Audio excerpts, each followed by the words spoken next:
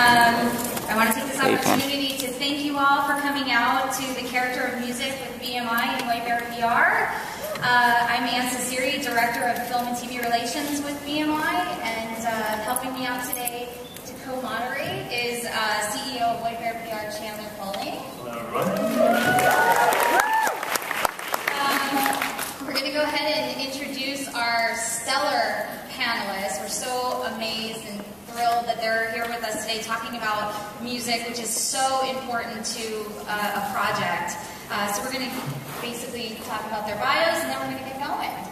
Dan is Michael Dante DiMartino. Yeah. I see the avatar screaming in the second row. Thank you very much. Is an American animation director, best known as co-creator, executive producer, and story editor of the hit TV series Avatar: The Last Airbender on Nickelodeon. He studied at the Rhode Island School of Design with Bryan, with whom he created Avatar. Before Avatar, Mike worked for 12 years at Film Roman, helping to direct King of the Hill, Family Guy, and Mission Hill, in addition to his own animated short, Atomic Love, which is screened at a number of high-profile film festivals.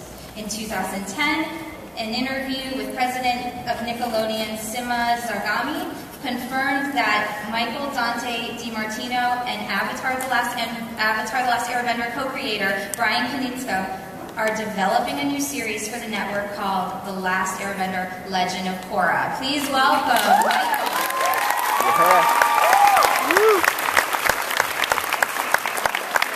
Michael is Bryan Konietzko.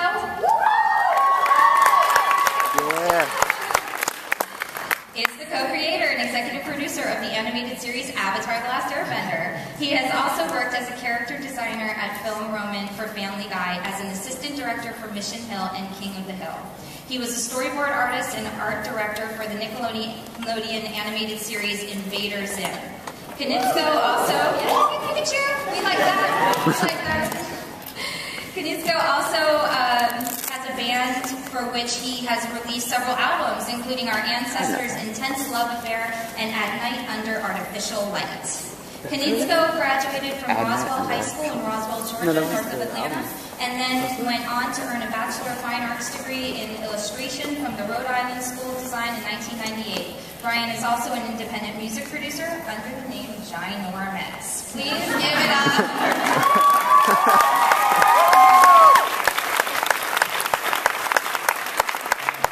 The honor of introducing Benjamin Wynn.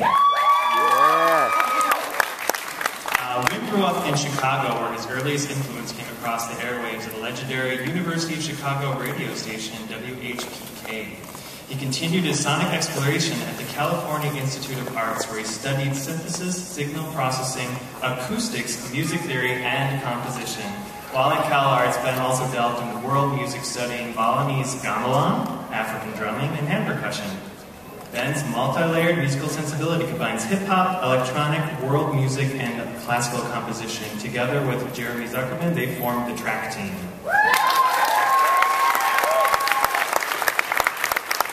Next, we have Jeremy Zuckerman. He graduated magna cum laude at his bachelor's degree in music production and technology and synthesis from the Berklee College of Music in Boston. Later, he attended California Institute of Arts, where he studied with composer Morton Stubotnik and Mark Trail, and earned his master's degree in composition new media. Jeremy has collaborated with choreographers, theater directors, and rock star artist David Lee Roth. Please welcome Jeremy Zuckerman.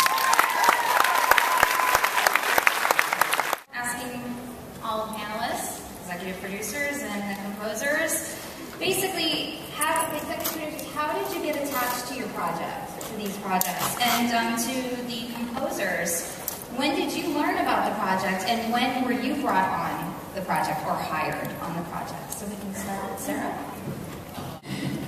Well, as many of you know, Bryan and I created Avatar, so luckily enough we just attached ourselves to the project. And Bryan knew Ben for a very long time. We go back a long way, so we were looking for composers. Yeah, They were first on the list. just looked as far as, my roommate sitting next to me on the couch, so that's really so, I knew Jeremy through Ben.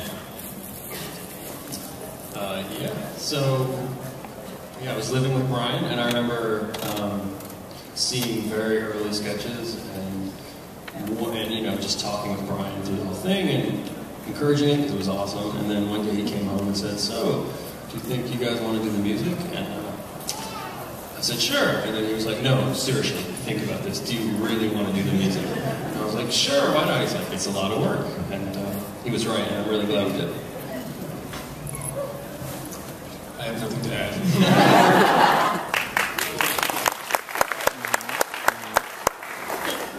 This is a timely question because we're going through this right now with The Legend of Korra. It's an Avatar offshoot. So I'm living it right now. We're both living it. It's I think there's many levels to it. There's finding the right instrumentation that attaches to the aesthetic of the world. The characters, deciding who gets themes, and themes aren't just for people, for the characters. They're also for situations or for locations. So it's a really interesting thing because when you make a decision early on, you hope it's the right one. If you create an important theme, it's got to be something that's reusable, that's malleable, that can work in a variety of different emotional contexts. Yeah, we're going through it right now, and it's kind of scary. But yeah, that's sort of the short answer, So I imagine the composition project is a very collaborative effort between creators and co-composers. So can you please touch on the aspect of collaborations in both creation and music? Yeah, well, again, we're obviously all close friends also, and I'm a kind of wannabe hobbyist musician, so I think that idea that there's like a way you communicate between each other, and music's a hard thing to put into words, and describing sounds and emotions that you're after. So luckily I already had kind of a discourse because they were my friends and people that I made music with, and I think there's ways we can communicate, not just like technical music knowledge, but we talked about convolution and like other weird digital synthesis things that helped us get at really cool results, and we were into a lot of the same kind of music, so that really helped. And then the other thing is that Ben did all the sound design for the series, so they would work together and weaving that around the sound aspect around music, and we could decide as a team when the sound should take over and be the prominent focal point, and then when the music should take over, or how they can work together. So it was just always a huge undertaking with a lot of opinions and ideas. The story always, it's like the name of the panel. It's like music is the character of the story. I mean, that kind of always takes the precedent. I mean, it takes the you know what I mean. Finish that sentence.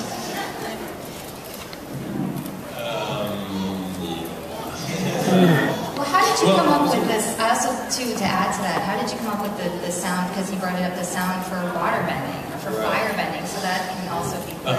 Well, I was going to say, I think that Jeremy and I worked on a number of projects before Avatar, and we did those, I think, just because we tend to work well together, and it's always been very easy, and we're always very good at sort of bouncing ideas off each other, and we both come from a similar mindset in terms of what we studied, what we did before, and stuff like that. And I think, in general, working well together is just being able to communicate, and if you communicate well with somebody, you're probably going to work well with them. In terms of the sound design, it was pretty tricky because Avatar is full of enormous things that don't happen in real life, like fire tornadoes or huge tsunamis happen, but not in the way that they happen in Avatar, or earthbend. These huge, enormous events that were supposed to sound huge but not sound magical, because they always made a point to not. These were sort of disciplines, and this was natural. These were all things that were actually happening. So that was the trick with the sound design, is to make it sound natural yet humongous.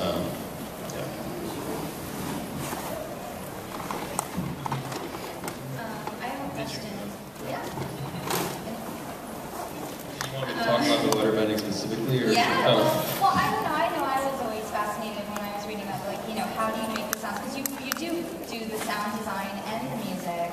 And it's like when someone comes to you and says, you know, we want music for water bending, for fire bending, like what makes you come up with that? Where do you go with that? Well, I could talk about it technically Or how did you or come up with artistically. it?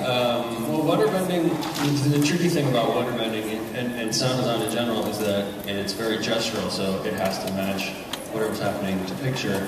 And the animation that these guys do is very sophisticated and detailed, and so the sound design has to be that as well. So you have to match the gestures. So, you know, if Katara is picking up water from like a pool or like a puddle or something, you know, you have to follow the exact gesture. So I've built sort of software instruments that you can track using automation. So you can start, you know, when you feed water sounds into that, so you can start very low where it's just kind of like bubbling, and then you can automate it and it comes up, and then you can do all the gestures and add details and stuff. Didn't you guys do like envelope following? So you would do like a key with your voice, and then you would kind of put like water and air sounds to it. In the beginning, we did a lot of fire bending that way. So we would vocalize, we would just make sounds that sounded like fire, and then process them.